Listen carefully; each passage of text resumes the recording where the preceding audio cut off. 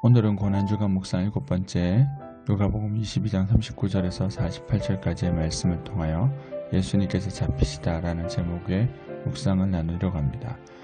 본문을 읽어보겠습니다. 예수께서 나가사 습관을 따라 감난산에 가심에 제자들도 따라갔더니 그곳에 이르러 그들에게 이르시되 유혹에 빠지지 않게 기도하라 하시고 그들을 떠나 돌 던질 만큼 가서 무릎을 꿇고 기도하여 이르시되 아버지여 만일 아버지의 뜻이거든 이 잔을 내게서 옮기시옵소서.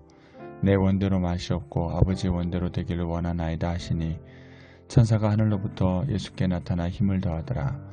예수께서 힘쓰고 애써 더욱 간절히 기도하시니 땀이 땅에 떨어지는 빗방울같이 되더라. 그 후에 일어나 제자들에게 가서 슬픔으로 인하여 잠든 것을 보시고 이르시되 어찌하여 자느냐 시험에 들지 않게 일어나 기도하라 하시니라. 말씀하실 때 한 무리가 오는데 12 중에 하나인 유다라 하는 자가 그들을 앞장서 와서 예수께 입맞추려고 가까이 하는지라. 예수께서 이르시되 유다야 네가 입맞춤으로 인자를 파느냐 하시니. 아멘. 예수님께서 성만찬 이후 잡히시기 전에 하신 일이 오늘 본문의 이야기입니다. 그 유명한 겟세마네 기도가 나옵니다. 예수님은 제자들과 함께 가셔서 기도하셨습니다. 이 기도 이후에 예수님은 십자가로 오르시고 그리고 그 십자가 앞에 제자들도 예수를 따르던 자도 도망가고 숨어버리게 됩니다. 예수님만 십자가로 오르셨고 모든 사람은 그 십자가 앞에 도망을 가버리며 패배하는 모습이 나옵니다. 제자들에게 예수님은 기도하라고 하셨습니다. 그들은 슬픔으로 인하여 잠이 들었다라고 말씀합니다. 예수님의 분위기 앞에 마음이 어려워진 상태인 것입니다. 예수님 마음도 마찬가지였습니다. 그러나 예수님은 겟세마네에서 기도하십니다. 마가복음에는 3번이나 동일한 기도를 하셨다라고 기록되어 있습니다. 이 기도는 평소에 예수님께서 하시는 기도와 다릅니다. 아버지의 뜻이면 이 잔을 옮겨주세요라고 기도하십니다. 십자가의 길이 예수님에게도 힘든 길이었던 것입니다. 왜 그렇습니까? 십자가는 저주입니다. 그 저주가 하나님과 분리되게 만듭니다. 그리고 죽음에 이르게 합니다. 질 수 없는, 패배할 수 없는 그분이 어둠의 권세에 패배하는 것이 바로 십자가입니다. 모든 것이 고통이고 예수님에게 없던, 그 하나님에게 없던 삶이었습니다. 무엇보다 죄의 저주로 인하여 하나님께 버림받아 영원 전부터 함께 계셨던 그 하나님께 버림받는다라고 하는 것은 예수님에게 상상할 수 없는 고통이었습니다. 그럼에도 그렇게 죽지 않으면 인간에게 구원의 길이 없다라는 것이 이 십자가의 길이 주는 무거움입니다. 피할 수 없는 길인 것입니다. 그래서 예수님은 그 피할 수 없는 무거움 앞에서 피하기를 기도하지만 그럼에도 아버지의 뜻이 이루어지기를 원한다라고 기도하신 후에 십자가의 길로 올라가십니다. 예전이나 오늘날도 마찬가지입니다. 십자가는 사람들이 좋아하는 매력적인 것이 아닙니다. 십자가는 죽음을 얘기합니다. 저주를 얘기합니다. 우리가 그러한 사람이다라고 말을 하고 그렇게 죽음의 방식 십자가의 길을 걸어가라 하는 것도 싫어합니다. 어리석다고 합니다.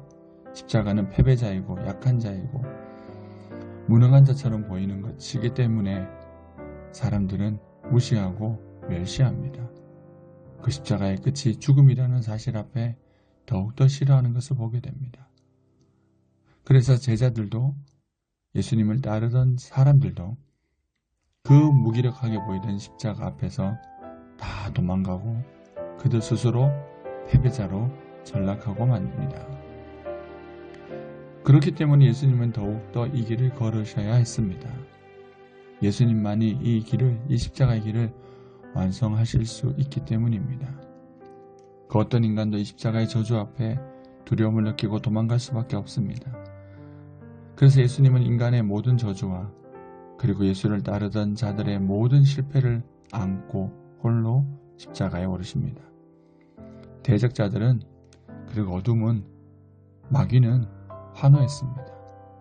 승리했다라고, 예수를 죽였다라고, 그리고 예수를 따르던 자들은 패배감에 무너집니다. 하지만 그것이 끝이 아니라 3일 뒤에 부활이 그 십자가의 길이 생명의 길임을, 승리의 길임을 증명합니다. 패배가 아니고 승리이고 절망이 아니라 생명임을 보여주는 것입니다. 예수님께서 그 십자가의 길을 통과하셔서 이제 누구든지 그 구원의 길을 걸을 수 있도록 하신 것입니다. 예수님을 통해 그 십자가의 길을 걸어가는 모든 사람들이 알게 되는 것이 있습니다. 그 길이 어리석게 보이고 세상이 미워하고 싫어하는 길이지만 그 길이 구원의 길이고 소망의 길이며 승리의 길임을 알고 보고 걸어갈 수 있게 된 것입니다. 이제 누구도 그 십자가 앞에 실패하지 않고 그 죽음의 길을 통과하여 생명에 이를 수 있게 된 것입니다. 그리고 또한 은혜는 먼저 그 십자가 길을 걸으신 그분이 그 십자가 길에 우리와 함께 하셔서 돕는 은혜로 은혜와 위로와 격려와 용기와 힘을 주신다는 것입니다. 주님은 그 길을 우리들에게 주시기 위해서 겟세마네에서 홀로 주님 앞에, 하나님 앞에 기도하셨습니다. 십자가 외에는 구원이 없습니다. 어리석게 보이는 그 십자가가 우리의 승리이고 구원임을 성경이 우리에게 말해줍니다. 예수님께서 그것을 보여주셨습니다. 그리고 예수님의 도움으로 이제 우리도 그 길을 걸어갈 수 있게 된 것입니다. 주님께서 우리가 그 길을 걷게 하시기 위해 씨름하신 그 겟세마네의 기도를 기억하십시오. 주님이 피땀으로 우리에게 주신 길입니다. 우리도 그 길을 걸어 구원에 이르도록 하시기 위해서, 승리하도록 하시기 위해서 주님이 기도하시며 십자가로 오르셨습니다.